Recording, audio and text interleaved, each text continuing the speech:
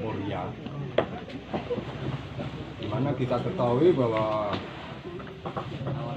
ada beberapa situs, ternyata yang saya ketahui itu di sekitar lereng Muria Timur.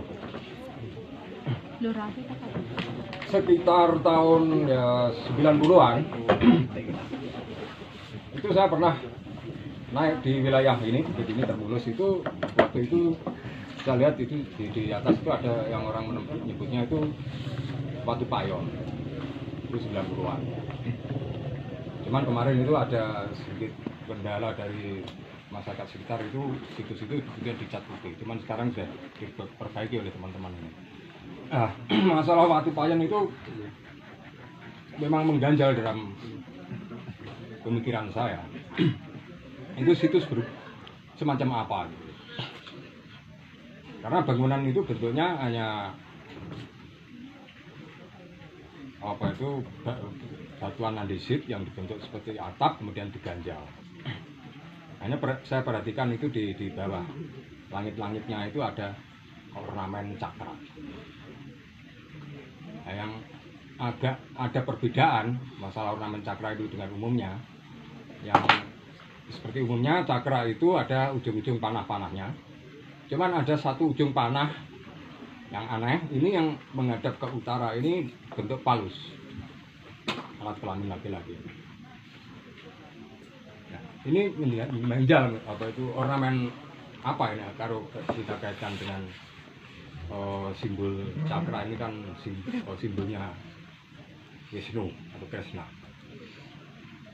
Nah, itu perlu kita gali lebih jauh itu. Nah, sekarang terkait situs itu sendiri ya, saya punya asumsi, apakah ini situs sudah ada sejak pra-Hindu, artinya di era megalitik, atau transisi antara megalitik ke Hindu gitu. Misalnya ada ornamen cakra. Nah, saya punya asumsi tampaknya ini ada persamaan gitu, terkait dengan beberapa tradisi megalitik yang di Sumba, Pulau Sumba. Karena tradisi penguburan di Sumba ini dengan sarkofagus, peti batu, jasad dimasukkan dalam peti batu, tapi kemudian di atasnya itu diberi atap lempengan batu.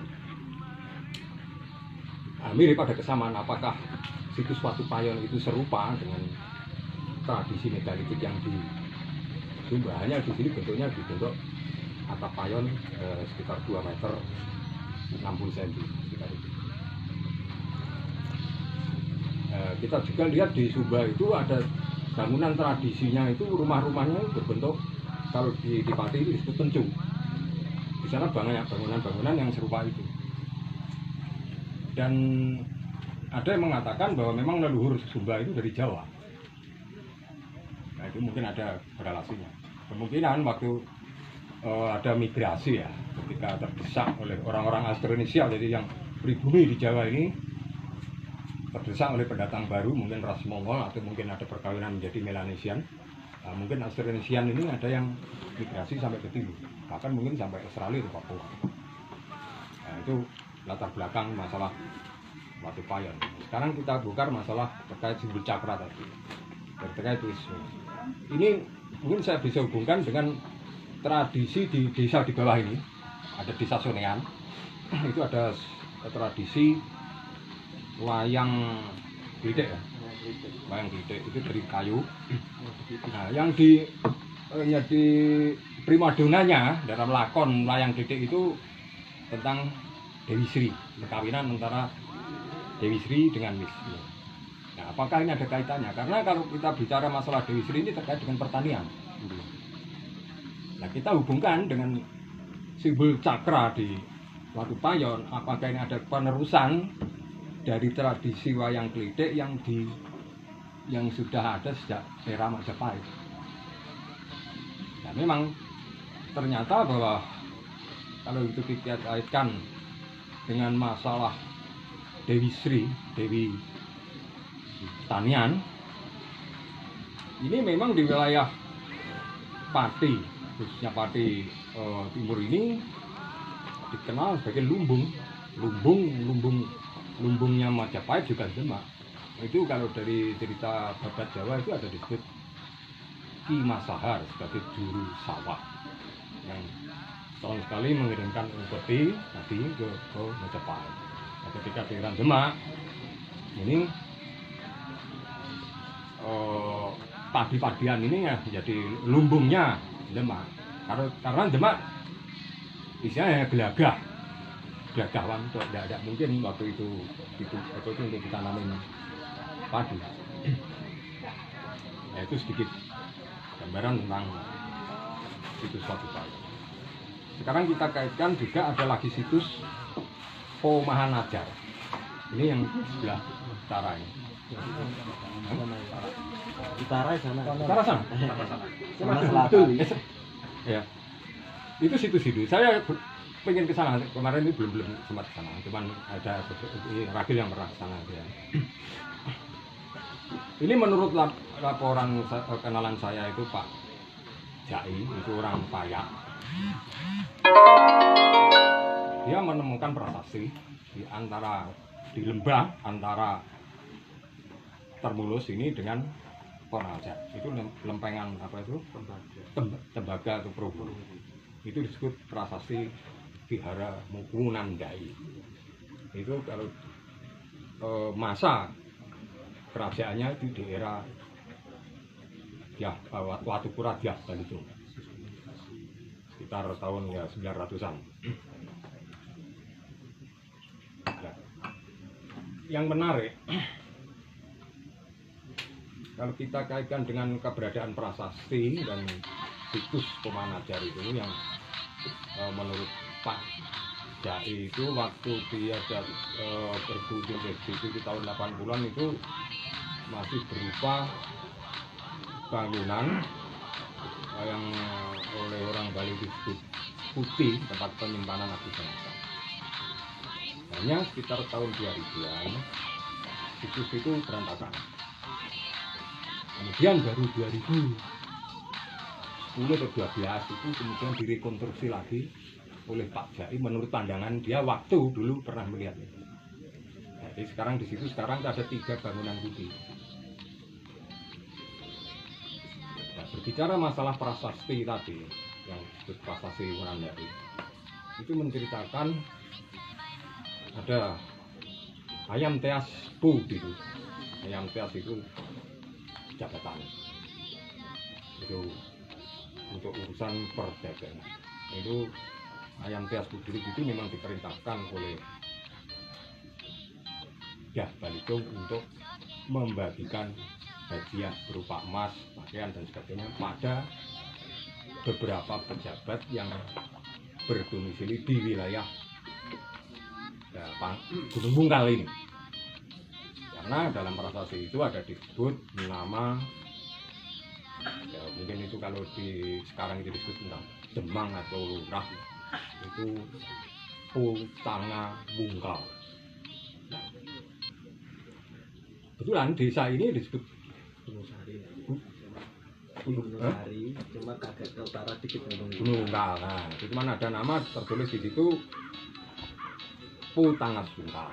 Selain itu juga ada nama Pumada, jabatannya apa? Saya lupa soalnya itu dalam bahasa Jawa Kuno. Ada Pumada. Itu sudah artinya Pumada ini sudah lama tercatat sejak Mataram di daerah Belitung. Jadi ini yang dimaksud bukan Gajah Mada gitu.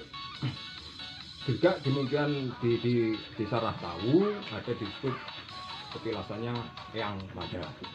Ya, mungkin itu kalau dikaitkan dengan era Mataram itu mungkin yang dimaksud itu Pumada.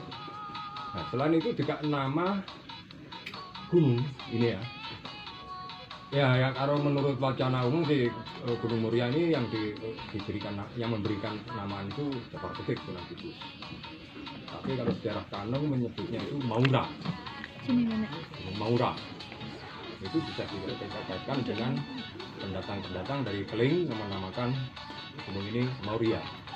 Tapi dari spesifik dari lokalitas di wilayah Muria ini sebelum dinamakan Muria itu disebut Rastalu. Yang sekarang itu menjadi ada nama juga Rastalu. Ternyata nama Rastalu itu juga sudah ada tertulis dalam prasasti Rongkap. Selain prasasti ini tadi Wonandai, prasasti Rongkap itu ditemukan di Welahan, di Kali Pucang Gading.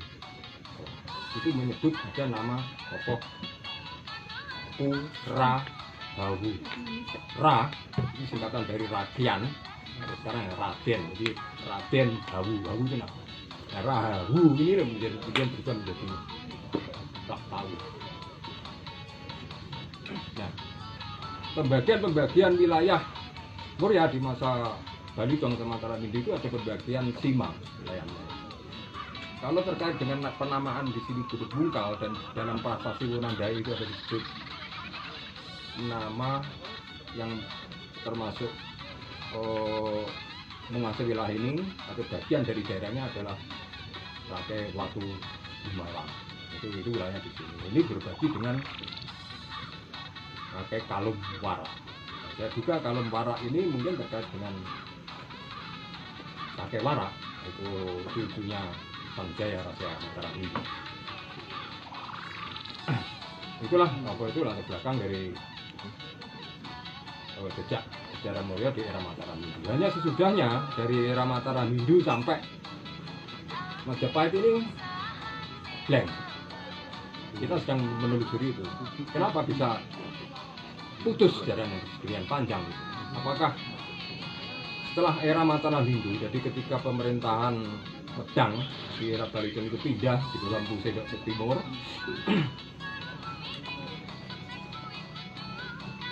wilayah Muria ini kemudian apakah masih di bawah naungan Medang? Nah, itu yang perlu kita telusuri lebih jauh sampai era Majapahit. Masalahnya yaitu kalau menurut Balar itu katanya di Tepur itu ada prasasti. Sing juga itu juga eranya Majapahit. Nah, kalau kita singgung dengan Majapahit, ya ada sama tokoh penguasa dengan Bri yaitu Bri Kalinggapura.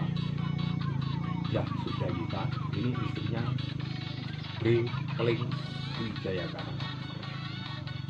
Apakah dia tokoh ini yang di masa Majapahit akhir yang menguasai di wilayah? Interupsi sebentar. Mohon maaf, minta tolong teman-teman yang bawa masker dipakai.